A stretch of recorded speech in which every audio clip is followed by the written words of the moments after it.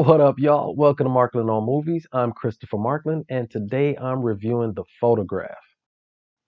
Y'all, I've been looking forward to this movie because it's been so long since we've had a movie that features both a strong black male lead and a strong black female lead in something that doesn't feature drug dealers, dysfunctional family dynamics, or the depression of slavery. Y'all, I cannot deal with another slave movie. But before we get into my review, please be sure to like this video, subscribe to my channel, because I will be dropping new videos, new reviews each and every week. So y'all be sure to please subscribe to this channel, okay? Now, the Photograph is another production of fellow Aries Will Packer. Y'all know it's Aries, we do it, we get it done. He's the man behind movies such as Think Like a Man, Girls Trip, and the reality show Ready to Love. The movie itself, the movie The Photograph, is directed by Stella McGee, who also directed the movie The Weeknd. It stars Issa Rae, who's best known for her HBO series Insecure, and in this movie she plays the lead role of Mae Morton. Issa Rae, she co-stars with Lakeith Stanfield, who starred in Get Out and Atlanta, and in this movie he plays the role of Michael Block. Now, let's talk about the movie itself. All right, it's about the story of Christina Eames, who's played by Shantae Adams, who got down in her role in Roxanne, where she played Roxanne Shantae. Christina is a famous photographer who dies unexpectedly and leaves behind her daughter May. Now, the relationship between the two women, it wasn't the best when Christina passed away, and what that does, I should say, yeah, I can't talk, is that it leaves May hurt and angry and is also full of a lot of questions. Now, May is able to find a couple answers to those questions in a safe deposit box that Christina leaves behind. Inside the safe deposit box, there are two letters and a photo, which is where we get to move the photograph. One of those letters is addressed to May, and the other has instructions for May not to give it to her father, but only after May reads her letter. So in May's letter, Christina opens up and shares with her daughter all of the things that happened to her as a young woman growing up in Louisiana, and the relationship that she has with Isaac Jefferson, who is a fisherman in New Orleans, and how Christina ends up leaving Louisiana and moving to New York. But in typical romantic movie coincidences, Michael Block, who's a reporter for a magazine in New York, he's in New Orleans conducting interviews on story that he's working on about Christina's legacy. Anyway, as he's working on that story and during the course of gathering information about Christina, he meets May, and then the connection between the two. I mean, it's an instantaneous spark, an instantaneous connection, and that's where we get the romantic part of the romantic movie. The movie it talks about the trajectories between the romance between Michael and May, as well as the romantic trajectories between Christina and Isaac, which takes place in the 80s. So basically, you have a story that's going on now, and then a love story that's going on then, and how the two came together. But let's break down the movie: the good, the bad, and the ugly. The good. Y'all, the acting was phenomenal. I loved it. The chemistry between Issa Rae and Lakeith Stanfield was superb throughout the entire movie. Both of them, y'all, they brought their A game. And I see why Lakeith Stanfield, that dude, he's gonna do some things in as far as how he's a weird cat, but the dude can act. All right. Also, there was the audio production. Yo, excellent. There's one scene in particular where there was a downpour because there's a hurricane hitting the city. So the characters, they had to hurry up and get out of the rain.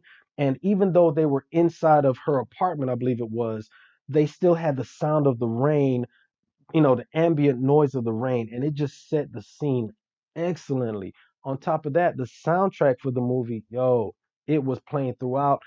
Man, the sound on this one was excellent. Also, the supporting actors were great as well.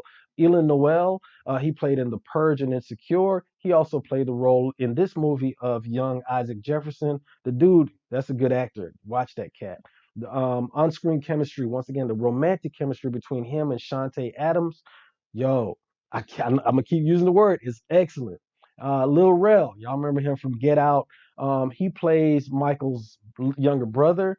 he brought the comedic, he had a little comedy, but he was also a solid family man. He was married, had two daughters, so it was a really good dynamic just throughout that. The bad, well, the movie was kind of slow at times. I mean, the pacing was a little off, and some things kind of dragged on a little longer than they had to. So there were some times where you're like, all right, you're just waiting for them to get to it.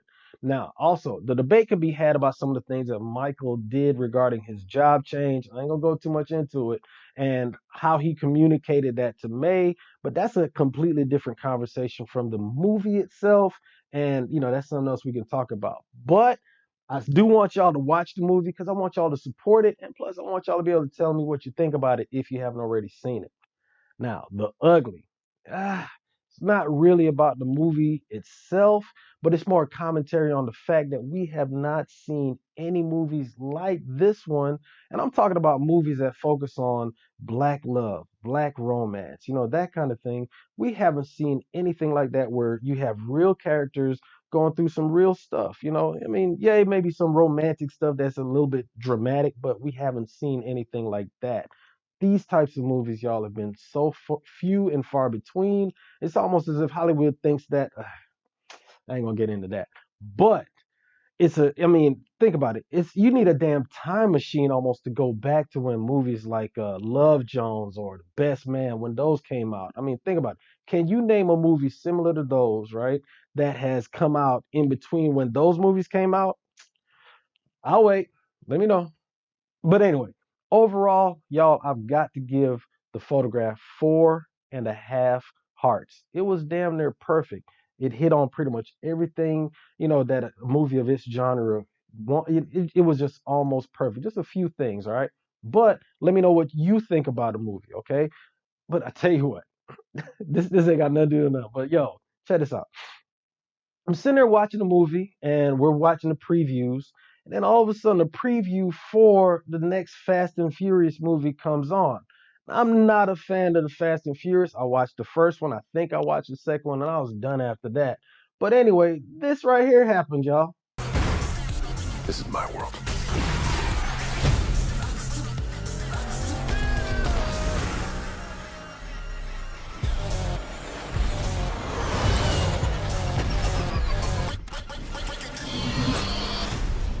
Damn, they got a magnet plane?